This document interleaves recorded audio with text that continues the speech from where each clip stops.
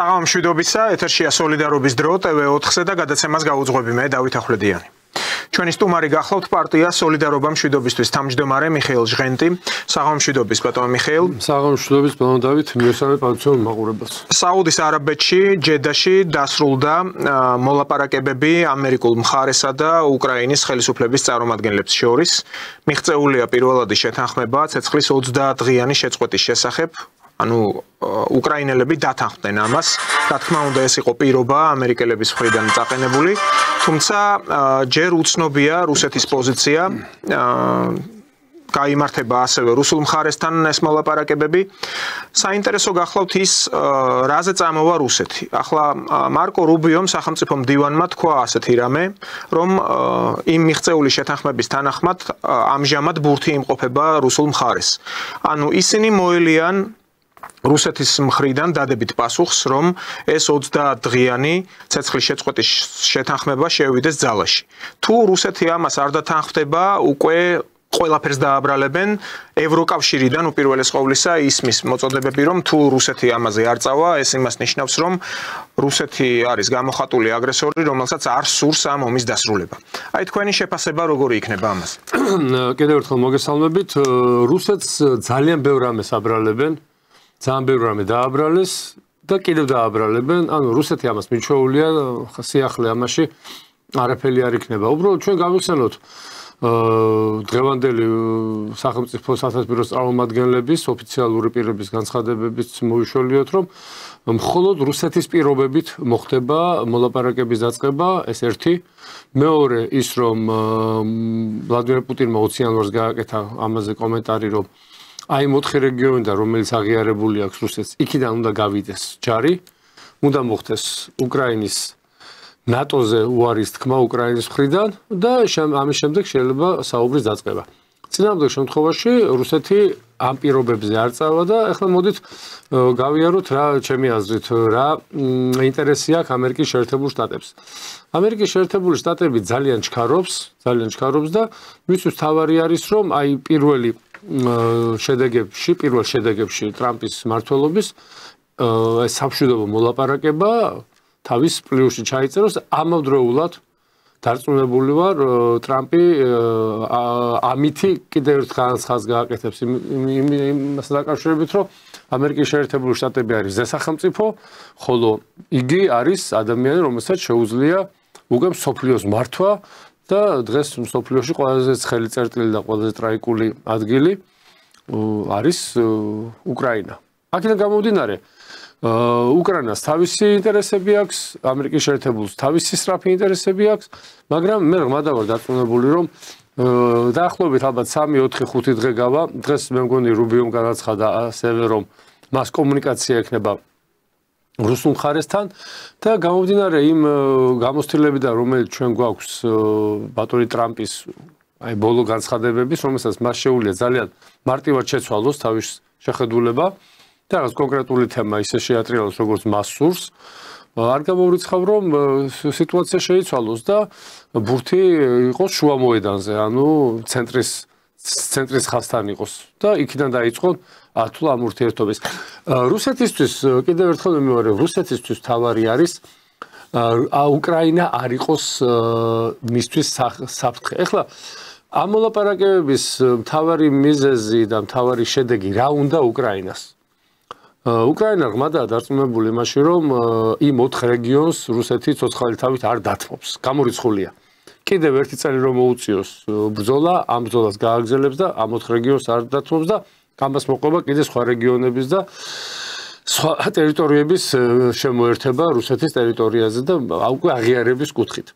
აქ არის საუბარი ლეგიტიმაციაზე, უკრაინის ხელისუფლების ლეგიტიმაციაზე. ანუ რამდენად ლეგიტიმური იქნება უკრაინის ხელისუფლება და რამდენად დასავლეთს ამ შემთხვევაში ევროპას, ამერიკისგან მიტოვებულ ევროპას დარჩება იმის საშუალება, რომ ამ დარჩენილი უკრაინის ტერიტორია გააძლიეროს, მოხდეს 1 წლიანი, 2 წლიანი, 3 წლიანი პაუზა და ზუსტად ეს პერიოდია, როდესაც ევროკავშირის ქალბატონი ფონ დერ ლაიანი ამბობს, რომ ჩვენ რამდენიმე წელი დაგვჭირდება, რომ შევავსოთ ჩვენი იარაღის მარაგი და მოემზადოთ იმ დიდი ომისთვის, რომელსაც რუსეთთან აპირებენ, რომელზეც რუსეთზე აპირებენ გალაშქრებას. ღრმადა ვარ დარწმუნებული იმაში, რომ თუ აქ ორ რამეზეა საუბარი, ჩვენ ხო ვთქვით თავის დროზე, რომ ამ კონფლიქტს ჰქონდა ორი შედეგი უნდა დამდგარიყო.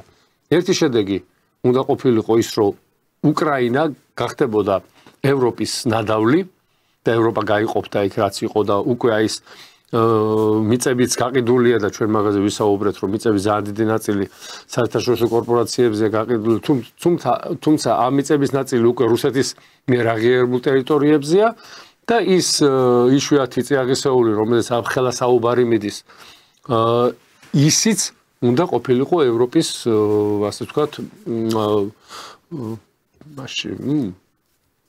აქტივებში. დანარჩენი რუსეთი, განადგურებული რუსეთი, ეს უნდა ყოფილიყო ამერიკის შეერთებული შტატების ნადავლი. და აი 3 წლის თავზე სოფლიომ დაინახა, რომ რუსეთის დამარცხება ბრძოლის ველზე რა თქმა უნდა გამორიცხული იყო და თავიდანვე ეს იცოდნენ, შიდა არეულობა, გადატრიალება, კარის რევოლუცია თუ ასე შემდეგ და ასე შემდეგ, ესეც არ გამოვიდა და მიუხედავად იმ სანქციებისა, 18 თუ 20,000 სანქცია აქვს დაწესებული შეერთებულ შტატებს და დასავლეთ რუსეთის მიმართ, რუსეთი ფეხზე დგას და ანუ რუსეთი მიეჩვია იმ მდგომარეობაში ცხოვრებას და თქვენ კარგად მოგახსენებათ და ჩვენ მაყურებლებს, რუსეთს შეუძლია ძალიან ელემენტარული მოთხოვნებით და ელემენტარული საშუალებებით დაიკმაყოფილოს თავის სასიცოცხლო აუცილებელი მოთხოვნები დაწყებული ბაბადე დროის ტარებიდან დამთავრებული მუშაობით, ხო? ის რაც და ამერიკას დაჭირდება $100, რუსი ამას მიიღებს $5, შეიძლება უფრო ნაკლებადაც. ანუ მენტალობიდან გამომდინარე, ამიტომ ყველა გათვლა რუსეთთან მიმართებაში რაც ჰქონდა ანგლოსაქსებს, ევროპელებს, ამერიკის შეერთებულ შტატებს, წინა პრეზიდენტს ეს აღმოჩნდა ნიველირებული. დღეს რუსეთი დარწმუნებული ვარ, თუ რა მოლაპარაკებაზე წავა მხოლოდ იმ მოლაპარაკებაზე, რომ აი ნახეთ რა მდგომარეობა შეიძლება მოხდეს, თუ რუსეთი დათანხმდა 70 დღიან და აი მისთვის არაფრის მომცემ და მიტყოდი შეურაცხყოფელ წინადადებას, აი იქ უკვე რუსეთის პოლიტიკურ სამხედრო ისტაბლისმენტში შეიძლება სულ სხვა განწყობა შეიქმნას. და ეს უკვე თქვენს კიდეც, რომ ჩვენ თავად ხალხს დავეკითხებით, თუ აქ იგულისხმებოდა მთელი ეს როგორც აღმასრულებელი ვერტიკალი, ასევე საზოგადოება. ანუ ერთპიროვნულად პუტინი, კი იღებს როგორც წესი გადაწყვეტილებებს, მაგრამ ეს არ არის ის 30 დღე, ანუ წარმოიდგინეთ 3 წელია მიმდინარეობს ომი და ეს 30 დღე მხოლოდ იმის გამო, რომ დასავლეთმა მოახდინოს გადაჯგუფება, ამისთვის რუსეთი ნამდვილად არ წავა. ბატონ დავით, ამ 30 დღეზე რომ დათანხმდეს რუსეთი, ტრამპი იტყვის, მე ჩემი ფუნქცია შევასრულე, ორივე მხარეს მივეცი პირობა და ორივე მხარეს მოვთხოვე, ანუ დავსვი ზელენსკი და დავტუქსე, დავსვი რუსეთი და მიუთითე დატუქსვაზე თქვეს სხვათა შორის თეთრმა სახლმა ოფიციალური წარმომადგენელი გამოვიდა და პრეზიდენტმა ტრამპმა ადგილი მიუჩინა ზელენსკისო აი ამ შეხვედრამდე ადგილი მიუჩინა ზელენსკის ნახეთ როგორ მალე მოხდა ამ ადგილის ანუ კაცი გააგდეს თეთრი სახლიდან ანუ გააგდეს და შემდგომში 2-3 დღეში მოხდა მისი დაბრუნება და მასთან საუბრის დაწყება ხო ამიტომ ტრამპის მმართველობა არის ძალიან ცვალებადი ის ხასიათის ადამიანია იმპულსური კაცია და შეიძლება რაღაც განცხადება გააკეთოს და იმ განცხადების საპირისპირო გააკეთოს რამდენიმე საათში, რამდენიმე დღეში. ამიტომ რუსეთთან მიმართებაში კიდევ ერთხელ ვიმეორებ, რუსეთს აქვს ახლა საშუალება არა მარტო სახის შენარჩუნების, არამედ მოახდინოს კონფლიქტის ესკალაცია და თავის სასარგებლოდ წაიყენოს მოლაპარაკებები. ახლა ჩვენ ძალიან შორსა ვართ იმაზისგან, რომ 30 დღის შემდეგ რაღაცა მოხდება რადიკალურად შეიძლება. მე დარწმუნებული ვიყავი, რომ ეს მოლაპარაკებები არ გამოიღებდა შედეგს. დარწმუნებული ვიყავი და ნეტა ვწდებოდე. და კიდევ ერთი მომენტია, თუ ხა ჩვენ დიპლომატიას და აღმოსავლურ, ასე ვთქვათ, სიზუსტეებს და მინიშნებებს გავითვალისწინებთ, ეს შეხვედრა ელრიადში არ იყო. ეს იყო სხვა ქალაქში. კი, ჯედაში. ანუ ჯედაში იყო და ეს თავისი გარკვეულ დატვირთვას ატარებს, როდესაც უფრო დაბალი დონის არა, მაგრამ სხვა ადგილი მოინახა და არა დედაქალაქი. ანუ აქედან რო ავიღოთ ყველაფერი ერთად რო შევაჯამოთ, ჩვენ შეგვიძლია ვთქვათ ერთი რამ. რუსეთი დღეს არის სამხედრო კუთხით აღმავალ გზაზე და ეს ასე რომ არ იყოს, მერწმუნეთ ანგლოსაქსები არ მისცემდნენ უფლებას ზელენსკის თუნდაც 1 საათით შეეწყვიტა ცეცხლი. დღევანდელი მონაცემებით რუსეთს აქვს ყველა საშუალება იმისთვის, რომ თავისი პირობები წააყენოს და ეს პირობები, კიდევ ერთხელ გავიხსენოთ, ეს პირობები არის უკრაინის ასე ვთქვათ, განიარაღება და დენაციფიკაცია, დემილიტარიზაცია, დენაციფიკაცია. პრაქტიკულად პირველი უკვე შესრულებულია, ახლა მეორეზეა საუბარი. თქვენ ხომ გახსოვთ, რამდენიმე დღის წინ დაიწყო საუბარი უკვე, ვინ შეიძლება ყოფილიყო ვისით შეიძლება ჩაანაცვლონ ზელენსკი. აი ვისით შეიძლება ჩაანაცვლონ ზელენსკიმ, ზუსტად აი ამან გამოიწვია ის, რომ ზელენსკი დაფრთხა და მართლა გაგდება სხვა არ მიპირებენო და გარკვეულწილ დათმობაზე წავიდა, მაგრამ არც ისე დათმობაზე, რაც ამერიკის შეერთებული შტატები ელოდა. თან ისე შეფუთა იქ ეთერი ჰქონდათ ამ ზელენსკის, რომ ახლა მიღწეულია მშვენიერი გადაწყვეტილებაო. ამავე დროს მთელი მედია აჭრელებულია იმით, რომ ზელენსკის უწევს დათმობებზე წასვლა, სერიოზულ დათმობებზე და საინტერესო პოზიცია Dialogue Works არის ესეთი ბლოგი, ანუ YouTube-ზეც არის ამერიკელი პროფესორი, თან ანუ სერიოზული კაცია, ახლა არიზონას უნივერსიტეტის პროფესორია, წარმოიდგინეთ, ვინმე დეივიდ გიფსი და ამბობს ასეთ რამეს, რომ ეს ომი უეჭველად დასრულდება რუსეთის პირობებით. ანუ თავად ამერიკელები აცნობიერებენ, აი თქვენს ბრძანეთ დღეს რუსეთს ბრძოლის ველზე აქვს უპირატესობა. თან უნდა დავაკვირდეთ იმას, რომ აქ საუბარი არის იმ 4 რეგიონზე, რომელიც მოიერთა ოფიციალურად. იმის იქით ახლა ნამდვილად თავში ხარი არ უქრით მათ, რომ იმაზე მეტი ახლა მქონდეთ მცდელობა, რაც არ უღიარებიათ და არც შემოუერთებიათ იქ უბაგუნონ ამ უკრაინელებს ამ საწყლებს. ხო და აქვე უნდა გავიხსენოთ რუსეთის პრეზიდენტის 2024 წლის ივნისში გაკეთებული განცხადებები საგარეო საქმეთა სამინისტროში იმყოფებოდა. პუტინი, სადაც პირდაპირ თქვა, რა იქნება ის პირობები, რის გამოც უნდა შეწყდეს ცეცხლი. უნდა გაიყვანოს უკრაინამ შეერაღებული ძალები იმ 4 რეგიონის იმ დარჩენილ მონაკვეთებში, რომელსაც ჯერ თავად უკრაინელები აკონტროლებენ. ანუ ზაპოროჟიე, ხერსონი, დონეცკი და ლუგანსკი. ლუგანსკი ფაქტობრივად მთლიანად აღებულია 99.9%. იქ დონეცკთან საზღვარზე არის პატარა მისხალი მიწა დარჩენილი, სადაც შეიძლება 1-2 ასეული იდგეს უკრაინელების, ანუ ეს ეგრეთ წოდებული შტურმავიკები. და რუსეთმა თავად დათმო გამოვიდა უпростоრად დნეპრსაკეთ, როდეს ხერსონი ვიცით როგორი ქალაქია, ძირითადი ნაწილი შენობების დგას, თქვათ იქით ჩრდილოეთის მხარეს, უკრაინის მხარეს და ამ დნეპრსაკეთ უფრო მცირე ნაწილი სამხრეთ მხარეს. იქ გამაგრდა. დონეცკს რაც შეეხება, ყოველდღიურად იღებენ რამდენიმე დასახლებულ პუნქტს. ახლა ამას წინათ აიღეს ასევე სოფელია, დაბა არის, მაგრამ კონსტანტინოპოლი ქვია.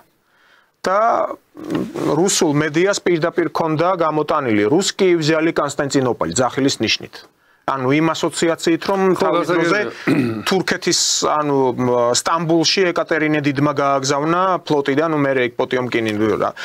ეს განცდა მათ აქვთ. ასე რომ ყოველი ეს ტერიტორიების აღება მათთვის ასოცირდება, რა თქმა უნდა, გამარჯვებად და უკან არც აპირებენ დახევას. და მე დავიწყე იმით, რომ პუტინს აქვს ნათქვამი, აი სწორედ ის პირობები აქვს ჩამოყალიბებული, რა შემთხვევაში შეიძლება დათანხმდეს ტრამპთან რაიმეზე.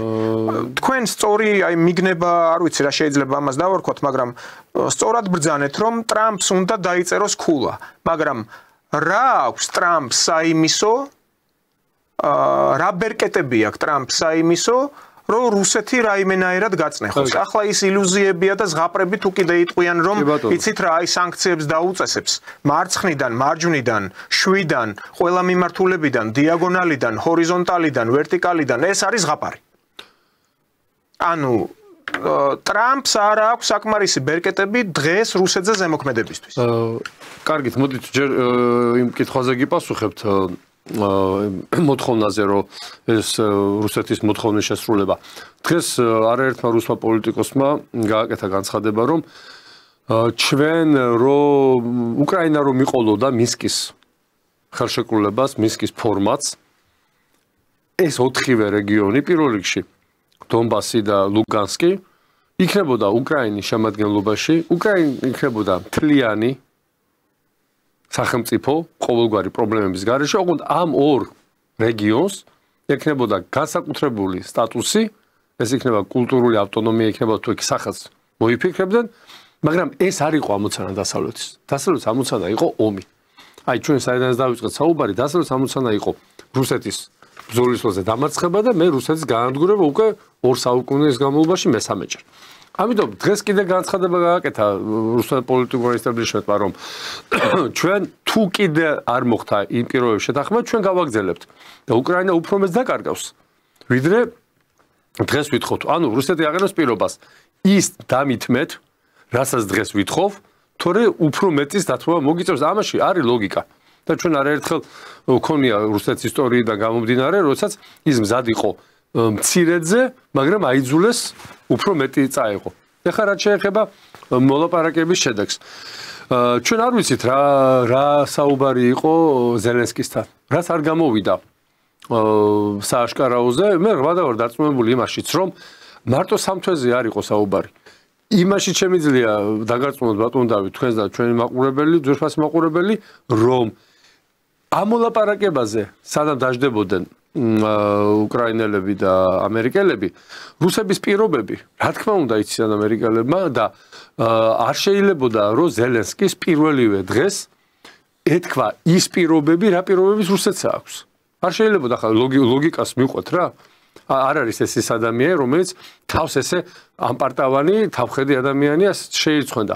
მე გამოდივარ იმ მოსაზრებიდან, რომ როდესაც უკვე რუსეთი უკვე გააჟღერებს თავის პირობებს, ეს პირობები არ იქნება ახალი ზელენსკის და მისი გუნდისთვის და აი ზუსტად აქ ვფიქრობ, რომ რაღაცა შუალედს მონახავენ და რაღაც გამოსავალს იპოვნიან, თორემ კიდევ ერთხელ ვიმეორებ, ამ ტრამპმა შეიძლება გააკეთოს განცხადება, რომ ის არის მსოფლიო მშვიდობის მყოფელი, მაგრამ ორ კვირაში ისეთი რამ მოხდეს, რომელიც ჯობს, რომ არ გააკეთოს ეს განცხადება, დატოვოს ეს კონფლიქტი დაბალ ცეცხლზე თავისი მხრიდან და დაელოდოს იმ შედეგებს, როდესაც უკვე უკრაინა 6 თვის მერე, 5 თვის მერე, 10 თვის მერე მნიშვნელობა არ აქვს. უკვე მივა იმ პირობებით, რა პირობებსაც დღეს რუსეთი უყენებს. ანუ გაუარესებული პირობები დაუდგება უკრაინას. ამაში მე ღრმად ვარ დაწუნებული და ვინც რუსეთის რიტორიკა იცის და რუსეთის მართლობა იცის, ის არასდროს არ ამბობს იმას, რისთვისაც მზად არ არის. გააკეთა 21 წელს განცხადება, შეასრულა, გააკეთა განცხადება, შეასრულა. აი, უკვე მორალურად ეს მილში გასulis ეგრეთ წოდებული სპეცოპერაციამ პრაქტიკულად ძალიან დიდი მორალური ძალა მისცა რუსულ არმიას, როგორც პოლიტიკურად, ასევე ტექნიკური შესრულებით და ასევე სიმამაცით, ხო? ანუ ეს ძალიან დიდი მორალური მხარდაჭერა იყო მათთვის და უკრაინელებისთვის იყო საკმაოდ მოულოდნელი, როდესაც ასეთი სპეცოპერაცია ჩატარდა. ანუ ყველა ის მითი უკვე დიდი ხანია დანგრეულია, მაგრამ დასავლეთ ევროპას სხვა გზა აღარ აქვს. მოდით რა კიდე დაუბრუნდეთ. რა უნდოდა ევროპას და რა უნდა დღეს ევროპას, ევროკავშირს.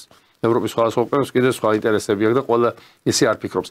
რა უნდა მათ უნდათ თავის გადარჩენა. აქ ხო არ არის საუბარი, რომ ეს ყველაფერი მორჩება და ევროკავშირის წამყვანი ქვეყნები, საფრანგეთი, გერმანია, იტალია, ეს ზევით ბალტიისპირეთის ემირატები, ესენი დაებრუნებენ თავის ძველ მდგომარეობას, რომელიც ქონდათ 10 წელს წინ. არა, ისინი პოლიტიკიდან ქრებიან. მათი ევროკავშირის პოლიტიკური აქტივობა და პოლიტიკური გავლენა რამდენიმე ათეული წლებით, 30, 40, 50 წლით გაქრება და ამიტომ არის, რომ დღეს მოლაპარაკებები არის არა ევროპაში, არამედ არის საუდის არაბეთში. ანუ ეკონომიკურ-პოლიტიკური ცენტრი გადმოდის აზიაში. ეს ის ქვეყნები, რომელზეც ჩვენ ერთი წლის საუბრობდით, როგორ დახვდნენ პუტინს, როგორ დახვდნენ ტრამპს, როგორ დახვდნენ იქ ბერბოქს და როგორ დახვდნენ გერმანელებს, ხო? ანუ აბსოლუტურად აცდენილი არის ევროკავშირი. რეალობას და ისევე ფანტომური ტკივილები აქვს ახლა თავის რაღაც სიდიად ევროკავშირი დასრულებულია. იმიტომ რომ მე მინდა ესე თქვენ გინდათ ან პეტრეს პავლეს ეს ობიექტური მოცემულობაა და სანამ არ მივლენ და სანამ არ გაიაზრებს ევროკავშირი რა მდგომარეობაშია ახლა დღეს კოლეგებთან საუბრობდი 2 დღეში მე მგონი ტარდება ჩინეთი ირანის და რუსეთის ერთობლივი წუსტები დაწყებულია საგარეო საქმეთა მინისტრის დონეზე მოხდება შეხვედრა სადაც ბირთვული შეიარაღებასთან დაკავშირებით იქნება საუბარი რუსეთი ეწევა ძალიან გაშლილ პოლიტიკას და სირია ანუ დასავლეთთან ნახეთ რა გააკეთა სირიაში მოახდინა ის რითაც რუსებს დიდი ალბათობით დააბრუნებს რეგიონში მაგრამ გუშინ ხო გაეროს უშუალობის საბჭოზე მიიღეს რეზოლუცია გაეროს თავმჯდომარემ თხოვა პირდაპირ რუსეთს შედით დაეხმარეთო და ეს ჩემთვის კიდე ერთი ნიშანი იყო იმისი რომ აი ამ კიდე ერთი ცხელი წერტილი აენთოთ რუსეთისთვის და ვინ იყო იმის გარანტი რომ რუსეთის ბაზაზე არ მოხდებოდა ან თავდასხმა ან რაღაცა ისეთი პროვოკაცია რომლის შედეგად რუსეთი უკვე თხოვნით კი არა ვალდებული იქნებოდა ჩართულიყო ამ დიდ ბრძოლაში და რა თქმა უნდა რაღაც გარკვეული თავისი სამხედრო პოლიტიკური თუ ინტელექტუალური თუ სადაზვერვო ძალები გადაესროლა სირიაში იგივე პრობლემა იდგა საქართველოსთვის იგივე ფუნქცია ჰქონდა იგივე ფუნქცია უნდა შეესრულებია ეს ფუნქცია ახლა სირიამ თავის თავზე აიღო და ჩემს შემთხვევითი არ არის ის რაც სირიაში მოხდა თან ნახეთ როგორი ხაზგასმულად არაადამიანური დამოკიდებულებაა შეიძლება აჯანყებული დაიჭირო შეიძლება სიკვდილთან დასაჯო ომში ხშირად მოსულა თუ გავითვალისწინებთ ბაშარ ალ-ასადის მამის ძალიან ხის სუბუხად რო თქვა ძალიან ხის პოლიტიკას ალავიტები 10-12%-ია და პრაქტიკულად თელ სირიას აკონტროლებდა ოჯახებით, კლანებით, ხო? ანუ ეს წყენა, ეს ბოღმა არსებობს, მაგრამ აი ესე ხაზგასმით ბავშვებს ხოცავდე ჯვარი უწერია ჩვენ ეს არც ერთ პოლიტიკური მასში არ ჯდება. ეს მე მაგონებს ისრაელის ტერიტორიაზე რომ შეიჭრნენ და სოფლებში შერბოდნენ და უდანაშაულო ხალხს მაგრამ ამ ხელისუფლების მოსვლას პირველად ვინ გამოუცხადა მხარდაჭერა? პირველად ვინ ჩავიდა ამ ქვეყანაში და ვინ შეხვდა მათ? დასავლეთი. ხო, მაგრამ აი დასავლეთ ხო და მაგას ვამბობ, დასავლეთის დავალებით, დასავლეთის წაქეზებით, ან თვალის ჩაკვით. ხომ მე რატო გამახსენდა ისრაელზე ის 2 წლისინადელი იერიში თუ არ ვცდები პლუს მინუს, ხო? ანუ იქაც ხაზგასმულად იყო გაკეთებული ეს მხეცობა, რომ ისრაელი აეძულებიათ დაეწყო მე ისაც დაიწყეს ღაზა სექტორში.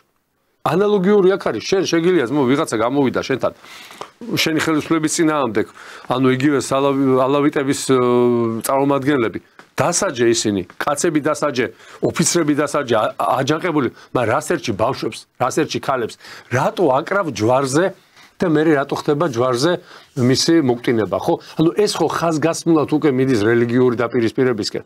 აი ამაზე მაქვს მე საუბარი, რომ რუსეთისთვის ასაფეთქებელი მასალა დენთი უკვე მიტანილი იყო და ნუ წაუკიდეს. მადლობა ღმერთს რომ იქ სამხედრო ბაზაზე არაფერი არ მოხდა და მადლობა ღმერთს იმისთვის რომ აი ამ დიდ ომში მე მგონი ახლა დაწყნარდება ასე თუ ისე რუსები შეიყვანენ თავის სამშვიდობოებს და ნუ დაბრუნდებიან ამ რეგიონში რაც ასევე დასავლეთისთვის მიუღებელია. ანუ ჩვენ უნდა ველოდოთ კიდე რუსეთის სამეზობლოში საზღვართან სად რა აფეთქდება. არ დასრულდება ეს ბრიტანელები, ფრანგები, გერმანელები ვერ გაჩერდებიან, იმიტომ რომ კი არ გაჩერდებიან, ვერ გაჩერდებიან. მათი გაჩერება ეს ნიშნავს, როგორც აღვნიშნე, მათი დიდი პოლიტიკიდან სრულად მოწყვეტას, მაგრამ ეგეც არ აუშავს. მათი ფინანსური ეკონომიკური მდგომარეობა აღმოჩნდება ძალიან ცუდი. ტრამპმა ხო შეცვალა. სოფლიო ეკონომიკური მართლობა იცვლება ტრამპის დახმარებით, ხო? როგორც ზესახელმწიფოს და დოლარის მფლობელი ქვეყნის დოლარის მფლობელს ზუსტად დოლარი არის მექანიზმი ყველას მოგეხსენებათ. მან უარი უთხრა დასავლეთს, უარი უთხრა ევროკავშირს, ასე დავა კონკრეტებ ევროკავშირს იმ დოტაციებზე, იმ დახმარებებზე, რომელსაც 45 წლიდან უწევდა მათ და ამერიკის შეერთებული შტატების გარეშე ევროპას ჩვენ დავინახავთ, უკვე ვხედავთ რა მდგომარეობაშია და ყველაზე მძიმე მდგომარეობაში 0% აქვს ზრდა ამას გერმანიას. იქ ესპანეთს აქვს ცოტა მეტი 3-4%. ეს იმიტომ რომ მისი სამხედრო ხარჯები არის თითქმის ორჯერ ნაკლები ვიდრე გერმანიის და თუ 5%-ამდე მართლა აწევია ტრამპმა, ნუ დამთავრებულია. ამავდროულად ტრამპის განცხადებაც არის და დღეს ლავრუმმა გააკეთა განცხადება ვერც ერთი სამხედრო ვერ შემოვა სამშვიდობო ეგიდით ნებისმიერი დროშის ქვეშ ნატოს ქვეყნის ნებისმიერი დროშის ქვეშ. ანუ პრაქტიკულად რუსეთმა გააკეთა განცხადება რომ მე ის რაც აღებული მაქვს დააყალბულდით ამას აქედან დავიწყოთ საუბარი და თუ არა უფრო მეც ვიზავდა. ნუ მეტი კოზირები აქვს რუსეთს. ახლა თქვენ ლავროვის განცხადება ახსენეთ, ეს იყო იქ ამერიკელი ბლოგერებისთვის მიცემული ინტერვიუ და ასევე საინტერესო მინიშნება ის გახლავთ, რომ ტრამპი როდესაც შევიდა უფლებამოსილებაში, მან თქვა ესეთი ფუნდამენტური, ძირითადი რამ უკრაინის კონფლიქტთან დაკავშირებით, რომ ეს კონფლიქტი დაიწყო ნატოს გამო.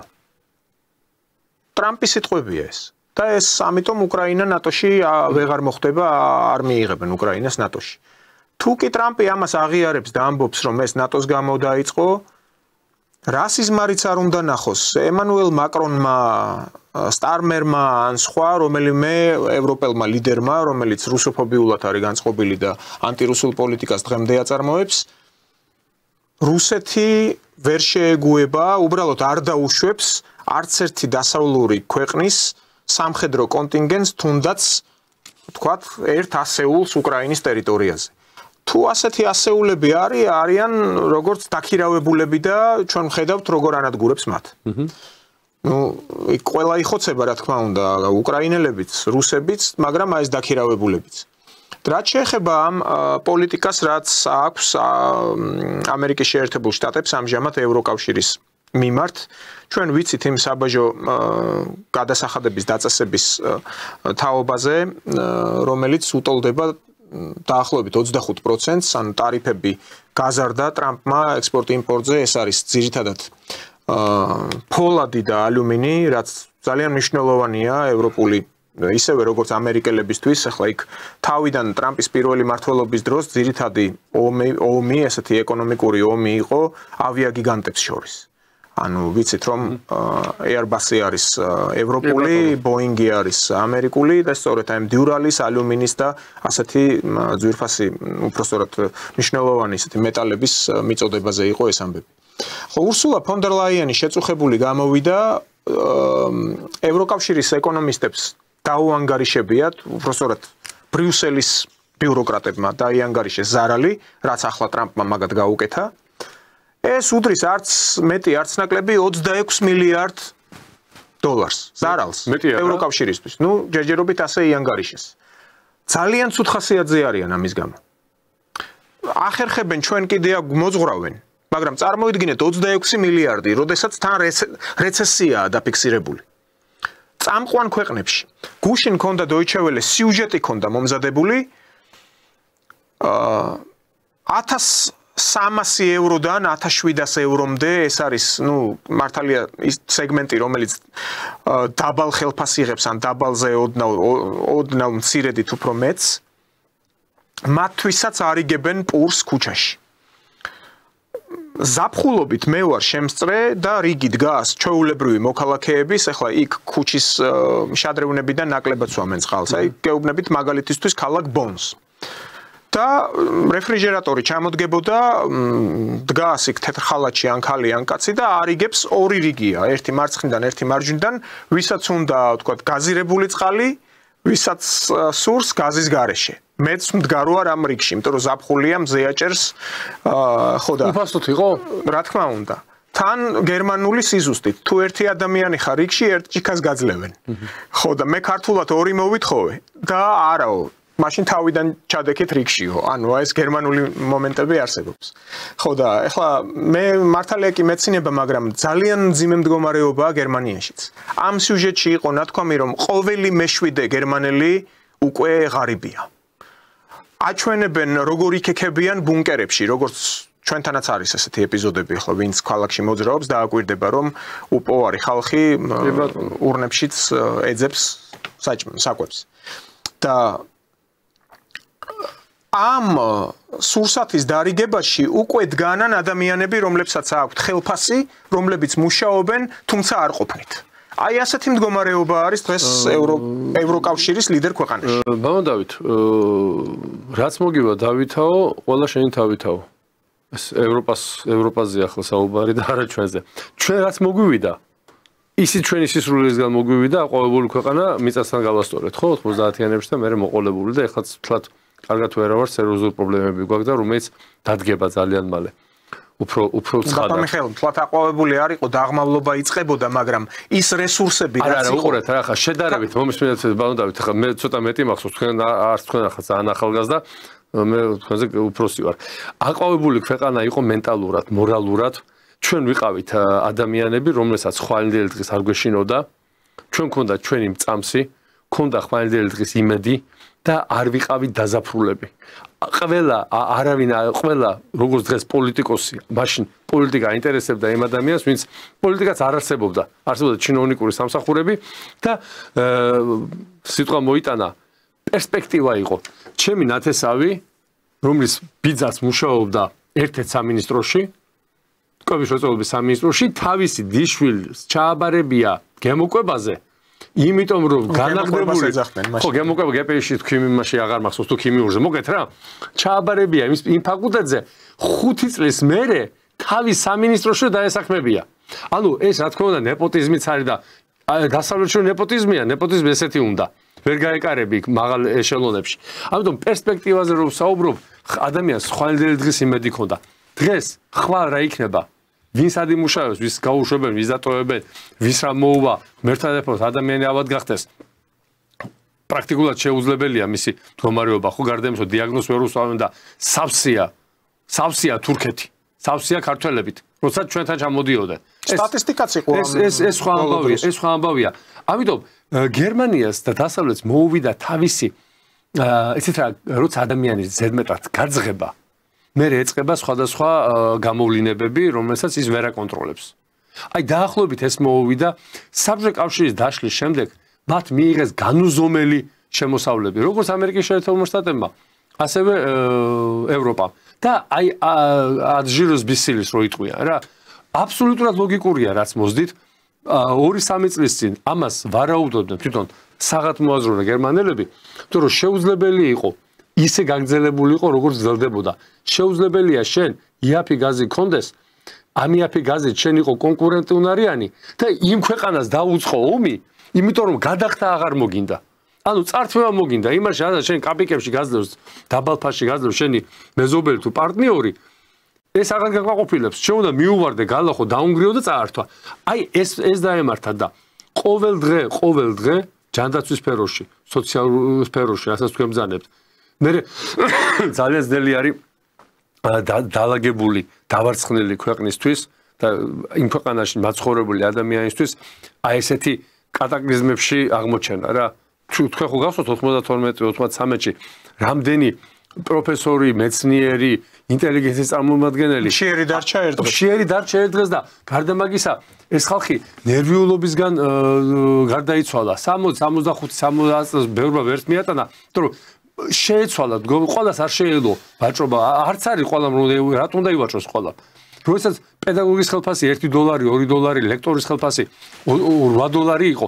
ანუ იგივე მოუვართ, იმიტომ კი არა რომ ვიღაცას უნდა ეს ობიექტური რეალობაა და წამოვიდნენ წასართმევად რუსეთზე, რუსეთის დასაპყრობად. და ადგა და შემოუტრიალდა ეს რუსეთი. ახლა იძახე რას გვერჩისო. არაფერს არ გერჩის, მაგრამ ყოფილიყავი შენ ტერიტორიაზე. ამ უკრაინას რო ახელებდი ამდენი წლის განმავლობაში გეთქვა იმ უკრაინელებისთვის მოაწერეთ ხელი, რატო ჩავიდა ბრიტანელი პრემიერი და რატო უთხრა არ მოაწერო ხელი კაპიტულაციას და შეთანხმებას უბრალოდ იმიტომ რომ უნდა ეომათ. აი ახლა ყველა მაგას პასუხი. რო გითხრათ ვინმე მეწოდება მეთქი, ადამიანურად შემეწოდება, მაგრამ არც მაშინ არ შემწოდებია მე გერმანელები, როდესაც ბერლინის კედელი აღიმართა, იმიტომ რომ ის გერმანელი იყო, ვის ტაშ უკრავდა ადოლფ ჰიტლერს. იმ გერმანელი ძმა, შვილი თუ ქმარი ატყავებდა ადამიანებს. ამიტომ ყველა მიიღებს, ყველა ქვეყანა მიიღებს იმას, რაც დაიმსახურა. მათ შორის ჩვენც. უბრალოდ ჩვენ ახლა ძალიან სერიოზული პრობლემების წინაშე ვდგევართ, რომელსაც ქვია მენტალური, ადამიანური მდგომარეობა, რომელსაც ქვია ქვეყნის გამოყვანა ეს მოახერხეს იმუშავეს. ჩვენ ახლა ორ სიტყვას ვიტყვი, ჩვენ ანტიკრიზისული მენეჯმენტი გჭირდება. ანტიკრიზისული. აქ არ არის საუბარი განვითარებაზე, არ არის საუბარი რაღაცა წინსვლაზე. უნდა ჯერ ანტიკრიზისული გეგმა დაიწეროს, როგორ გავაჩეროთ ეს ვარდნა. აგერ მაღაზიებში შევიდეთ, რა მდგომარეობაა მაღაზიებში. ხო, ყოველ დღე ფასები იწევს. ამას გარდა ფინანსური დანახარჯისა, ქვეცნობიერი შიში მოყვება. ადამიანი ამას რო ხედავს და რო არ ჩერდება ეს, უკვე ეწყება შინაგანი ისტერია, დავარქვათ თუ შფოთვა თუ როგორც გინდათ ის სიტყვა თქვით. ახლა მე გთხოვეთ თქვენ გადაცემის დაწყების წინ ორიოდე სიტყვა მინდა ვთქვა. ძალიან ბევრი წერს და მირეკავს რომ რატო ხმას არ იღებო აი ამ არაბების აქ შემოსვლაზე და ამ დიდ ინვესტიციაზეო ბიძინა გიგზალავსო თუ მოკეთო ოცნება გიგზალავსო. ბატონებო, ერთი რამე შემიძლია გითხრათ ბატონო დავითმა იცის. ამ სტუდიაში არავისთვის არაფერი არ აუგზალავს. ჩვენ რო აქ საუბრობთ, ბევრი არ საუბრობს იმაზე. რაც შეეხება ახლა ამ ინვესტიციას. გერმანია მერკელის დროს, სანამ ეს უბედურება დაემართებოდა, ჩვენზე ძლიერი განვითარებული 10-ჯერ მან ვერ მოახერხა ის მათ ისინი უარეს მდგომარეობაში ჩავარდნენ. აქ მაინც ინვესტიცია შემოდის დაუშვათ, ან შემოვა ინვესტიცია, ან რამდენ წელზე იქნება, დავანებოთ ამას თავი. გერმანია ვერ მოახერხა, რომ დაპირისპირებოდა იმ ძალებს, რომელმაც 100,000-ობით ახალგაზრდა ჯანღონი ცავსე. ქალი ვაშკა ძირითადად მამრობითის ქესის არაბეთიდან, აფრიკიდან, ახლო აღმოსავლეთიდან ხალხი 100,000-ობით შეუყვანეს იქ. რომელმაც პრაქტიკულად ის ხალხი არაფერს არ აწარმოებდა, არც ინვესტიცია შეუტანია და არც არაფერი. დააждდნენ გერმანიას კისერს და მაგის გარდა რამდენიმე გაუპატრონების შემთხვევა იყო და რომელღაც მინისტრმა თქვა, რომ ქალებს მოუწოდა გერმანელს, რომ დაინახავთო იქიდან ჩამოსულსო, ტოლვისო, მოერიდეთო, ისინი კაცები არიან და სხვანაირად აზროვნებელო. ხვდებით რა ის თქვა და ეხლა რატო მოვყევი ეს ფსიქოლოგიური რეაბილიტაციის პუნქტებით შეუქმნეს. კი ბატონო, რატო ვამბობ ეხლა ჩვენ არაბულ ინვესტიციაზე? ძმო, შენ თუ გინდა რომ არ შემოვიდეს ინვესტიცია და რა თქმა უნდა მე მირჩევნია, თქვენ გირჩევნიათ, რომ საქართველოს ხელისუფლება აწარმოებდეს, შიდა ინვესტირება ხდებოდეს. ქართველი ბიზნესმენი აკეთებდეს ამ ინვესტირებას, მაგრამ სოფლიო გახსნილია. ამერიკის შეერთებულ შტატებში ჩინელების, არაბების, ახლო აღმოსავლეთის, აფრიკის ქვეყნების ინვესტიციებია. ამას შენ ვერ დაკეტავ ამას.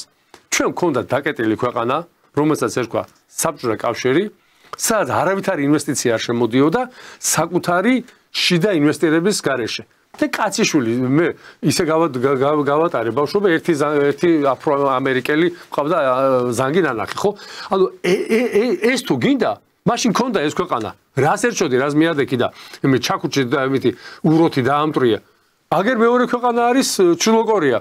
კი ბატონო, თუ ეს გინდა და ქართველებს ეს უნდა, თუმცა შემილია ახლა ეს მოხდება 1 წელიწადში, 2 წელიწადში, 3 წელიწადში არ ვიცი, მაგრამ საქართველოში გარკვეულ წილად მოხდება ჩაკეტვა საქართველოს. მე კი არ ვძახი სრული იზოლაცია, მაგრამ იძულებულები გავხდებით ჩვენი მიწაწყალი დავიცვათ, იმხელა შემოდინება იქნება. ამას თუ შენ დემოკრატიას თამაშობ და შენ თუ სოფლიო ბიზნესში და სოფლიო ეკონომიკაში ხარ, ამ ინვესტიციებს წინ ვერ აღუდგები. და ის რო დღეს მართლა თბილისში ყოველი მეოთხე თუ ყოველი მეხუთე შეიძლება იყოს სხვადასხვა გარეგრობის და სხვადასხვა კანის ფერის და სხვადასხვა ენაზე მოსაუბრე, ამას ტრანსპორტში ვხედავთ მე თქვენს და ჩვენი მეგობრები, ხო? ამიტომ ეს ინვესტიცია რა თქმა უნდა. თან დიდი ნაკადებია უკვე, თავად ვატყობ. ხო, ნაკადები იზრდება, ყოველდღიურად იზრდება და ახლა ეს ხალხი მაინც ჩამოდის. და იმედზე იყო სიუჟეტი ამ ინვესტორის საინვესტიციო ფონდის ხელმძღვანელთან, მეგონი თუ არ ვშტები. მე ალბათ ეყოლებება თავისი გარკვეული სტაფი, მაგრამ ძირითადად დასაქმებულები ქართველები იქნებიან და ადგილობრივები. მე ხა ოცნებაზე კი არ ვსაუბრობ, ოცნება მართალია ამ შემთხვევაში ოცნებაზე არ მაქვს საუბარი. ამ შემთხვევაში მაქვს საუბარი რა მდგომარეობაშია ქვეყანა. და ღმერთმა დაიფაროს ინვესტორის მაგივრად 20-30,000 გამწარებული ტოლული შემოვიდეს. აი მე სად მივდივართ? მე როგორ უნდა მოუვარო ამ ხალხს? ანკლავები შეიქმნება, როგორც ბევრ ქვეყანაშია და ქალაქშია, სადაც ვერ ეკარებიან ადგილობრივ ხელისუფლებას. მე დაწუნებული აქამდე არ მივალთ, მაგრამ საშიშროება მე რო უყურებ ისტორია და წაგვიკითხავს, გვახსოვს რომ მე აი თბილისს ახლა უყურებ, აი მე-17-16 საუკუნის თბილისი რო იყო. ჯერ იმ დონეზე არა ვართ, მაგრამ თუ ასე გაგრძელდა, ჩვენ მივალთ ამ დონემდე. იმიტომ ეს ფასების ზრდაც გარკვეულწილად აქედან გამოწვეული, რომ ეს ვაჭრები და სავაჭრო ობიექტები ხშირ შემთხვევაში უცხოელების ჯიბეზე აწყობენ თავიანთ ბიზნესს და ზემაღალ მოგებებს და ხელისუფლებას მინდა აქედან მიმართოთ თხოვნით, რომ ცოტა ამ ბიზნესმენებს ცოტა ჭანჭიკები არ დაუჭიროთ, მაგრამ მიანიშნეთ, რომ არ შეიძლება ხალხის დამშევის, ხალხის გაღატაკების ხარჯზე შენ ზემოგებებზე წახვიდე. უბრალოდ არ შეიძლება და დანარჩენი ახლა ხელისუფლებამ თვითონ იცის ასაკებს. აი ამ ეს თხოვნა მქონდა თქვენთან. კი ბატონო. ხო, ასევე ახლა გუშინ მაგალითად თქვენ საუბრობდით ახლა ამ ტურისტებზე მართალია ახლა პირდაპირ არ არის კავშირში, მაგრამ ნაწილობრივ კავშირშია. აი ჩვენი ცენტრალური ეგ მეიდანზე მეტეხის ხიდთან მეორე ეპიზოდი იყო უკვე ამ ახალგაზრდა ადამიანი მანქანით ჩავარდა, არ ვიცი ეს რითი იყო გამოწვეული, ან მაღალი სიჩქარით თუ რაღაც მხედველობითი ცდომილებით, მაგრამ ამ მცირე დროს იყო მეორე შემთხვევა. ხლა როგორც წესი ასეთი ეპიზოდების დროს იქ ნარკოტესტიც ტარდება და ასე შემდეგ, მაგრამ იმ მიდამოებში სადაც ძალიან ბევრნი არიან ეს აღმოსავლეთიდან ჩამოსული ხალხი. იქ ვიცით რომ აბანოებია საკმაოდ პოპულარობით სარგებლობს. ბამბის რიგი, რკინის რიგი. ხო, აი რო ფიქრობდი უბრალოდ ჩემთვის ახლა დიდი მარხვაა, მაგრამ ისააკ ნიუტონის მესამე კანონივით არის რა, ეს ყოველი ქმედება უდრის უკუქმედებას. როგორც დადებით, ასევე უარყოფით კონტექსტში. საპატრიარქო შანგრილა აქეთ წმინდა აბოთფილელის წამების ადგილი 100,000 მოწამის ჩამოსული აღმოსავლელი ეს ყმაწვილები, რომლებიც არ არის გამორიცხული ჰაშიშითაც ვაჭრობდნენ იქ ადგილზე და კარგია რომ პარლამენტმა დაიწყო უკვე ამ ნარკო კანონის გამკაცრება. კი, გამკაცრება.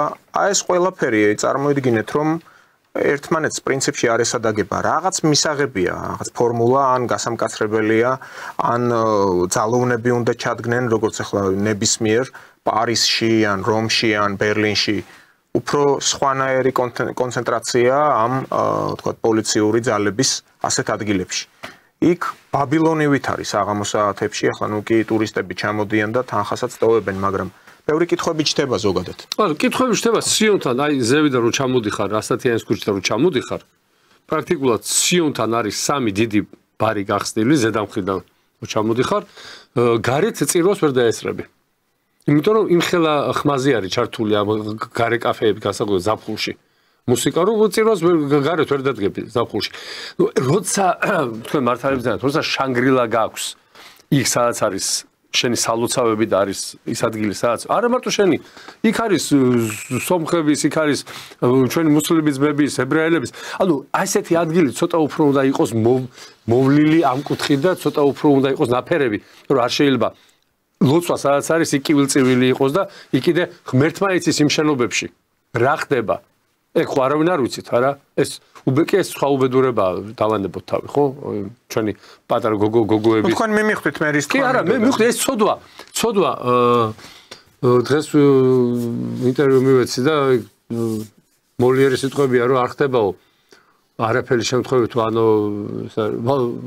ან სასჯელი არისო ან სასჯელი არის ან საჩუქარი ან განგებულება ანუ შემთხვევით არაფერი არ ხდება ადამიანს ქვეყანას ქალაქს ოჯახს არაფერი არ მოზის და ჩვენ შემთხვევაში გასასწრელი როა იმაზე ვფიქრობთ რა მოხდა რატო მოხდა ის უნდა ვიფიქროთ რატო გამოგვიგზავნა უფალმა ეს გასასწრელი და რაც უფრო მალე გამოგვიგზავნის ნებისმიერ ჩვენთანაც მით უკეთესია მე ასე ვფიქრობ იქნებ უფრო მალე გამოვხიზდეთ იმ მდგომარეობიდან ამ მდგომარეობაში შესულები ვართ საქართველოში არის უმძიმესი სიტუაცია. შეიძლება ბევრმა ფული იშოვნა, მაგრამ ეს ფული აი იმ კუთხით რასაც თქვენ ამბობთ, თუ გავაგზავნებთ ეს ფულიც მაპატიეთ უკან არ მორჩეთ. იმიტომ რომ არ არის ყველა ფულს ადამიანი ვერ ინარჩუნებს.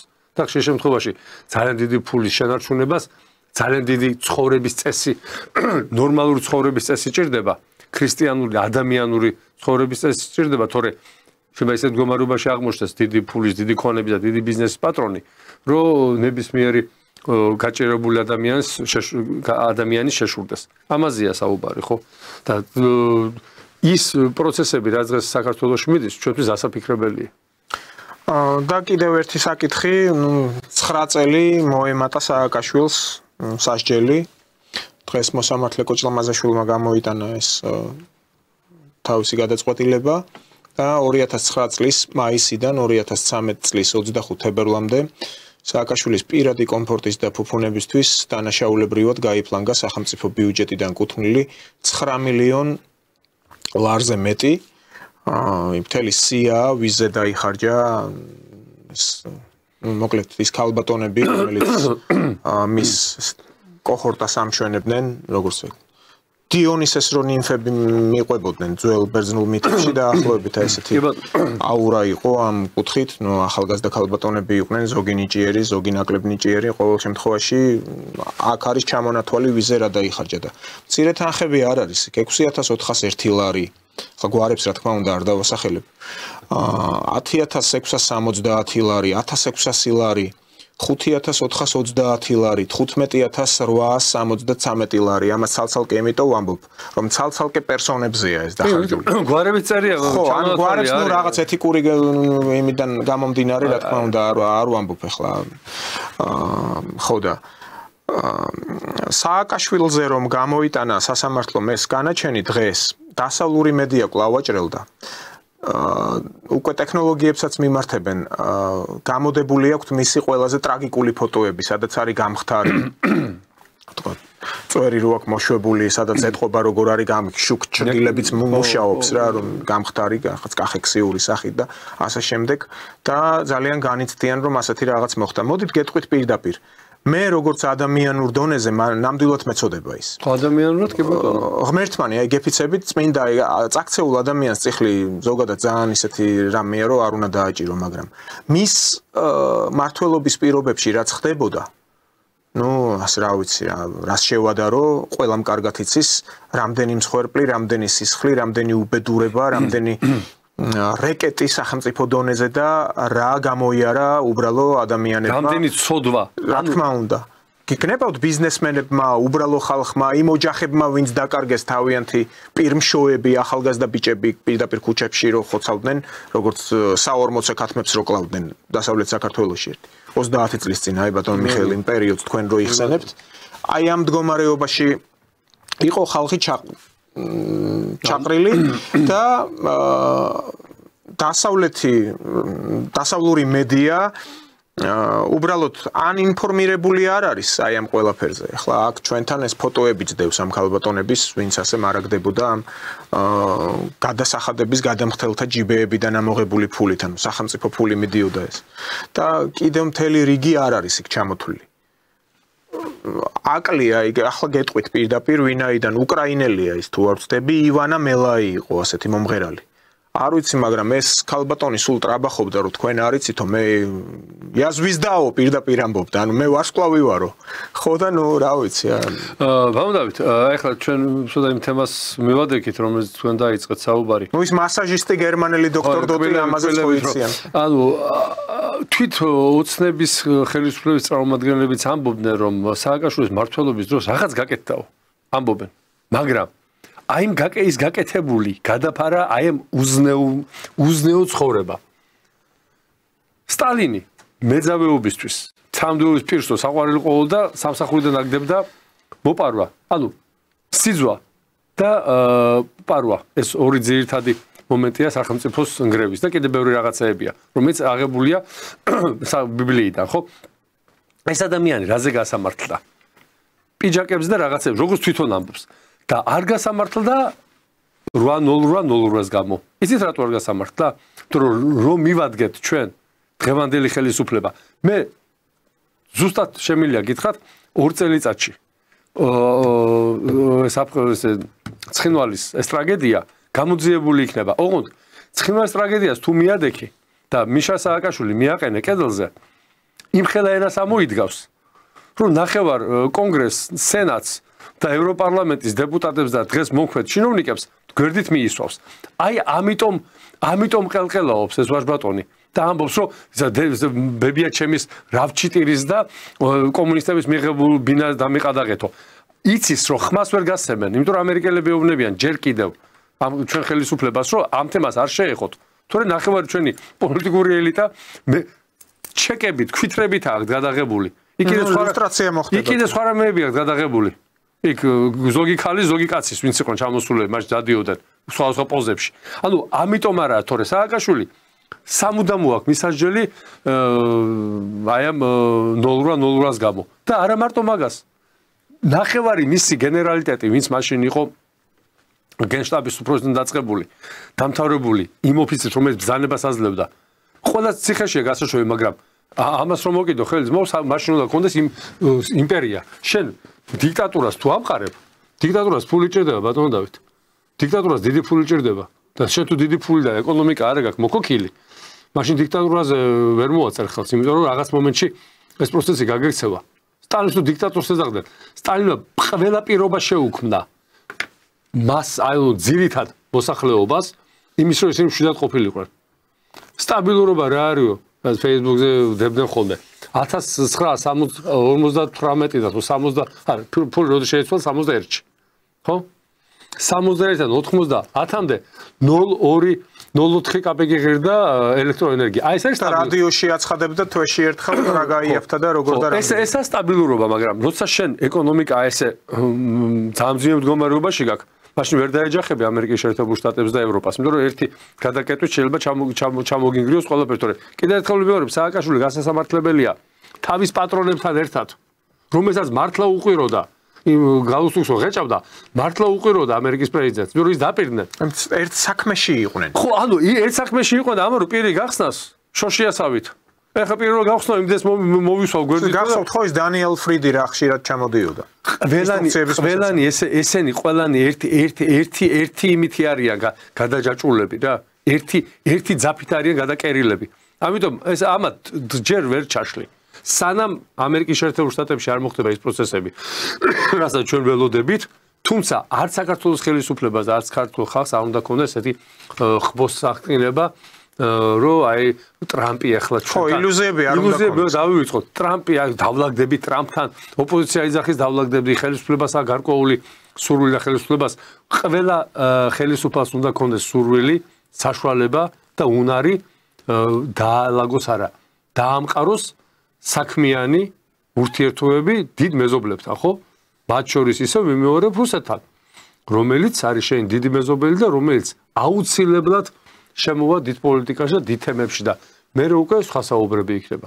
ამიტომ ჩვენ საკმაოდ მძიმე მდგომარეობაში აღმოჩნდებით იმ შემთხვევაში, თუ სააკაშვილმა მოახერხა და ამის ძალიან დიდი იმედი აქვს. აი გუშინ გამოდიოდა მისი პარტიის გენერალური მდივანი, რომელმაც პირდაპირ თქვა, რომ თუ სააკაშვილი არ გახდება ლიდერიო, ოპოზიციური მოძრაობა იქნება ამ მდგომარეობაშიო. და ძალიან ბევრმა მხარი დაუჭირა, იმიტომ რომ ქართველები საერთოდ არიან პერსონიფიცირება უყვართ რა. პარტიას დაარქმევენ, პარტიას ქვია გვარი და სახელი ადამიანის და მე რაღაცა ესა რა ქვია აბრევიატურა, ხო? ანუ პერსონიფიცირებულია ვის ჭირ ვინ კითხულობს ან შენ წესდებას, ან პროგრამას, ან რა გინდა, ან რა იკეთებია. აი ბურჯა, ნუ არის გვარებს თითქმის ყველას აქვს თავისი გვარი და მერე მოდის პარტიის დასახელება. ანუ პერსონიფიცირებამდე თუ მიიყვანა ოპოზიციამ და სააკაშვილზე მოახდინა კონცენტრირება, ეგ სხვა ამბავია. ეს დამთავრებულია. ჯერ ზურაბიშვილზე აკეთებენ კონცენტრირებას. აი ნაცმოძრაობის იმ ქალბატონმა, ვინც არის ახლა ამ პარტიის თავმჯდომარე, თქვა, რომ სალომე ზურაბიშვილის გარშემო უნდა მოახერხოთ გაერთიანება და გამაგრება. ბავშვებთ, სალომე ზურაბიშვილი იმდენად არის მოსახლეობის დიდ ფენებში კომპრომენტირებული, დაწყებული თავისი ოჯახიდან, მისი პროფაშისტური мама, ну, მის წინაპრებზე არ ვამბობ.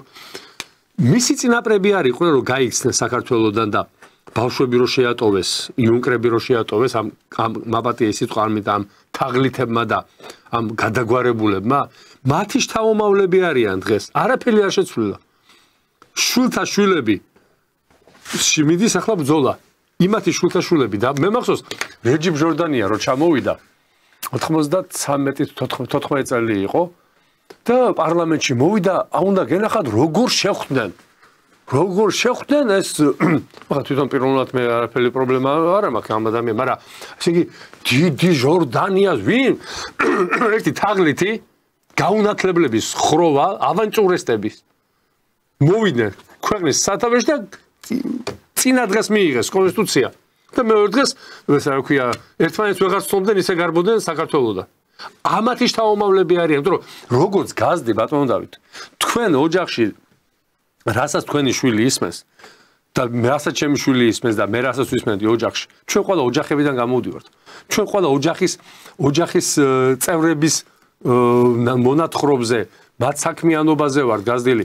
მე დარწმუნებული ვარ, თქვენ ბაბუა თქვენი წინაპრების, იმან დიდი გავლენა მოახდინა, ისე როგორც ჩემი წინაპრების საქმიანობამ, ხო? და იმიტომ ვართ გარკვეულწილად ერთმანეთს რაღაცეებში ვეთანხმებით და ძირითად საკითხებში. როდესაც შენ შეგიცვლიან ღირებულებებს და თაღლითები გაგიხდნენ, როდესაც თბილისში არის ქუჩები ჰოლბრუკის, იმის ზეგლი, ამის ზეგლი, ვინ ჯანდაბები არიან, ვინ ჰოლბრუკი, რა ჰოლბრუკი ხახლო, რა ბორში, რის ბუში, რა სადა ვართ საერთოდ. არა, კოლონიაში მოსულა, რა თქმა უნდა. კოლონიაში მოსულა, რომ იყოს კოლონიზატორის სახელები, მაგ არ არის პრობლემა. მაგრამ ამ დონეზე ხო დემოკრატიულ ქვეყანაში ხარ, ხო კოლონიაში არა ხარ. და კიდევ დაუბრუნდეთ სააკაშვილი და მისი ცოდვები, უწია და საცილო რა არის? იმაზე დაიჭირეს, რაც შეიძლება ყველას ნაკლებად დასაჭერი ყოფილიყო. და არ დაიჭირეს იმაზე, რაზეც კიდევ უფლება არ აქვს ხელისუფლებას. საქართველოს ხელისუფლებას ამერიკისგან აკრძალული აქვს. ისაუბროს იმაზე, რომ ამერიკის შეერთებული შტატებმა წააქეზა და მოაწყვეს სასაკლაო, რაც სოფლები დავკარგე და რამდენი ადამიანი დაგვეყულა. კი ბატონო. და ამერიკის შეერთებული შტატების ამ ევროკავშირთან ეკონომიკურ ომებზე ჩვენ ვისაუბრეთ და ასევე აქვს გაჩაღებული კიდევ რამდენიმე სასაზღვრო ქვეყანასთან, მექსიკაზეა ასეთივე სიტუაცია, ასევე კანადის მიმართ და კანადა ახლა მაგალითად 30 მილიარდი დოლარის ღირებულების ამერიკულ იმპორტზე 25%-იან ტარიფს ასევე აწესებს. ანუ სერიოზული ბრძოლა აქვს იქ ერთმანეთში გამართული. და გარდა ამისა, ტრამპის მოსვლისთანავე თუ გახსოვთ, როდესაც პრეტენზიები გამოაცხადა, ჯერ თქვა პრინციპში, რომ ასე თუ ისე გრენლანდია მაინც ჩვენი გახდებაო. აქ საინტერესო ის გახლავთ, რომ გრენლანდიაში ჩატარდა უკვე არჩევნები. უბრალოდ რეფერენდუმი. და ამ რეფერენდუმზე იქ მცხოვრებთა უმრავლესობამ ხმა მისცა იმ პარტიას, რომელიც თანახმაა ამ კუნძულის დამოუკიდებლობაზე, დანიიდან გამოყოფაზე. ნუ იქ უფრო ფართო უფლებებით არის როგორც ავტონომია, მაგრამ თავად რომ დაემშვიდობოს დანიას, აი ამას მისცა იქ ხალხმა გარდამავალი პერიოდისთვის ეს ტრამპისთვის პრინციპში ნაწილობრივ გამარჯვებაა. ხო, აი ასე მიმდინარეობს ახლა მოვლენები. ნუ იქ სხვა გეოპოლიტიკურ თემებს აღარ შევეხებით ახლა იქ ჩინეთთან პერსპექტივაში ვითარების დაძაბვის და ასე შემდეგ, მაგრამ ტრამპმა რაც დაანონსა, აი გრენლანდიის მიმართ უკვე მიმდინარეობს რაღაც მოძრაობები, შეიძლება უახლოეს პერიოდში კიდე რაიმე ახალი გავიგოთ ამ კუთხით. აი ბატონო დავით, ჩვენ ახლა ძალიან ბევრ თემას შევეხეთ, მაგრამ ყველაზე დიდი თემა, რაც ახლა ჩვენ გვიდგა საქართველოს წინაშე დგას, ეს არის ჩვენი მოსახლეობის გარკვეული ნაწილის არაადეკვატურობა, რომელიც მე ძალიან მაშინებს. ეს არის ძალიან ცუდად გადამდები არის. ეს ისეთი რამეა, შიზოფრენია არ დაფრინავს, ან დაფრინავს, არ ვიცი, სხვა საკითხია, მაგრამ მე მეშინია იმისი, რომ აი მიმდინარე პროცესები, რომელიც არის საქართველოში, საღად მოაზროვნე, ან უბრალოდ დაბნეული და ჯერ ვინც ვერ არის ჩამოყალიბებული. ის ხალხი არ მოექცეს ამ ავანტურისტების გავლენის ქვეშ. რომ სამწუხაროდ ჩვენ 90-იანებში, 90-იანების შუა წელში, 2000-იანებში, 2000-იანების დასაწყისში ამის თვითხილველი ვართ. ჩვენ რატო გვეშინია, თქვენ და მე და ჩვენ თაობას რატო ეშინია და რატო არ ეშინია 30 წლის გოგობიჭებს. იმიტომ რომ 30 წლის ვინც იყო მაშინ იყო 7-8 წლის, მას არ ახსოვს. ბევრი რამე არ ახსოვს და იმ მისი მეხსიერება რომ გაიხსნა ის უკვე იყო სააკაშვილის იმაში რა ქვია ნარატივში. აქ ბატონო მიხეილ არის კიდე ასეთი ზოგად ქართული ფენომენი, აი თქვენ 21 წელი ახსენეთ და დღეს არის 12 მარტი, 5 მარტს ხო სტალინი ხო გარდაიცვალა. 56 წელს ხო დაიხოცა აქ ხალხი ხო ხრუშჩოვის ბრძანებით ხო აი წარმოვიდგინეთ 56 წელი იყო და 21 წელს ხო ოკუპაციათ მონათლეს ანუ ოფიციალურად ხო ოკუპაცია ქვია ხო რუსეთის მიერ საქართველოს 35 წლის თემა იყო ნახეთ რამხელა ბიძგია ერთი უკიდურესობიდან მეორე უკიდურესობაში 35 წლის განმავლობაში თუ ყველა ულტრა ნაციონალისტი მენშევიკი და პატრიოტი იყო ეგრეთ წოდებული ბჭყალებში უცებ 35 წელიწადში მთელი საქართველოს სტალინისტი გახდა დღეს სტალინს ლანძღავენ. დაახლოებით ასე იყო. გვახსოვს ხო 80-იან წლები ბრეჟნევი რო ჩამოვიდა, აგერ ფილარმონიასთან უზარმაზარი ბანერი იყო.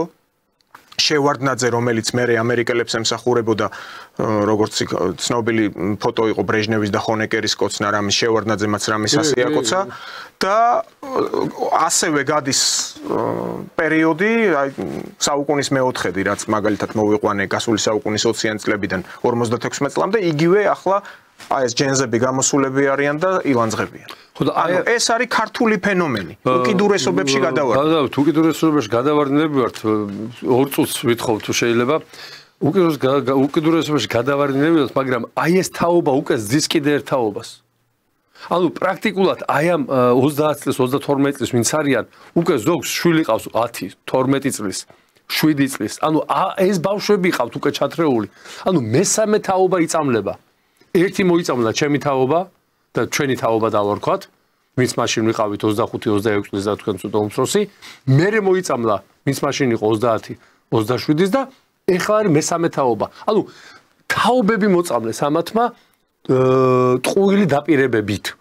და როცა აღმოჩნდება, რომ ეს ყველაფერი ტყუილია, მერე ამათ რა უნდა უყო? ესენი ვერ მიხვდებიან, ბევრჯერ გვითხოვს, ყველაფერს ეშველება. ბევრჯერ მithქვას და გავიმეორებ. ქარხანას, ფაბრიკას, სოფელს, ყველაფერს ავაყოვებთ. საქართველოში სადაც ვეფხისტყაოსანი დაიწერა, წერა-კითხვა აღარ იცოდა ქართველმა იმ შავბნელ საუკუნეებში. უფრო მეტი 1800 წელს რამდენმა თავადმა იცოდა წერა-კითხვა. არ მინდა ხა მეტყვიან ქართველებს ლანძღავო, უნდა თქვა სიმართლე რაც იყო. მუშფაკები რატო შეიქმნა 21 წელს? იმიტომ რომ უნარიანი გლეხები ვინც იყო, არ იცოდნენ წერა-კითხვა და ანგარიში არ იცოდნენ. მაგრამ ამოვქაჩეთ, ხო, მე წამოვიდა რა, სასწაული მოხდა და წამოვიდნენ გენიოსები, ხო, სკოლები რო შექმნეს. ამისი არ მეშინია. ეს მოხდება ავტომატურად, მაგრამ აი ამ თაობას რა უყოთ ჩვენ?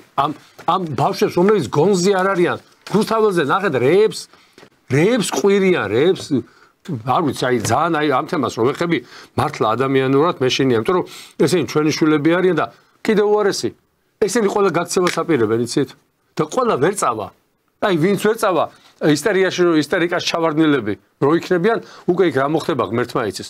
ჩვენ ხელისუფლებას ამათ ბავშვებს საზრუნია უნდა იმუშაოს ამათ და არ უნდა მისე ილია უნდა და მსგავს ინსტიტუტებს რო წაგართვას თაობა და შვილები წაგართვას.